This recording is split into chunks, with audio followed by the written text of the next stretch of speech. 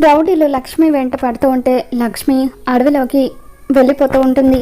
అలా లక్ష్మి పరిగెడుతూ ఉంటే వెనకాల సుభాష్ కూడా పరిగెత్తుకుంటూ వచ్చి లక్ష్మి జుట్టు పట్టుకొని ఎక్కడికి పారిపోతున్నావని చెప్పి అంటూ ఉంటాడు. ఆ తర్వాత తన కాళ్ళు చేతులు కట్టిపడేసి నోటికి ప్లాస్టర్ కూడా వేసి తనని రోడ్డు మీద పడుకోబెడతాడు.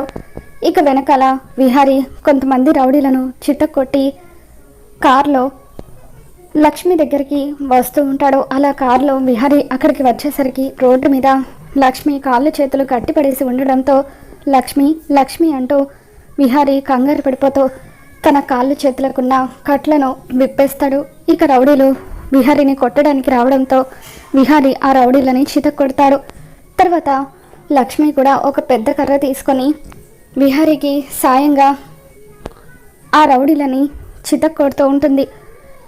ఇక ఆ తర్వాత సుభాష్ దూరం నుండి విహారీని షూట్ చేయబోతూ ఉంటాడు. ఇక దాంతో అది గమనించిన లక్ష్మి విహారీని కాపాడడానికి ప్రయత్నిస్తూ విహారీకి అడ్డుగా రావడంతో ఆ బుల్లెట్ లక్ష్మికి తగులుతుంది. దాంతో ఒక్కసారిగా లక్ష్మి అలా డొల్లుకుంటూ లోయలోకి వెళ్ళిపోతూ ఉంటే లక్ష్మిని చూసి విహారీ ఎంతగానో టెన్షన్ పడిపోతూ ఉంటాడు.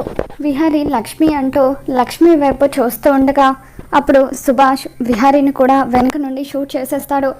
ఎస్, సక్సెస్ అయ్యాను అని చెప్పి సుభాష్ గెంతులు వేస్తూ ఉంటే విహారీ నొప్పితో విలువిల్లాడుతూ రక్తపు మడుగులో కుప్పకూలిపోతాడు. మరి రాబోతున్న ఎపిసోడ్లో లక్ష్మి విహారీకి ఏం జరగబోతుందో మళ్ళీ మన ఛానల్లో తెలుసుకుందాం. ఈ వీడియో మీకు నచ్చినట్లయితే లైక్ చేయండి.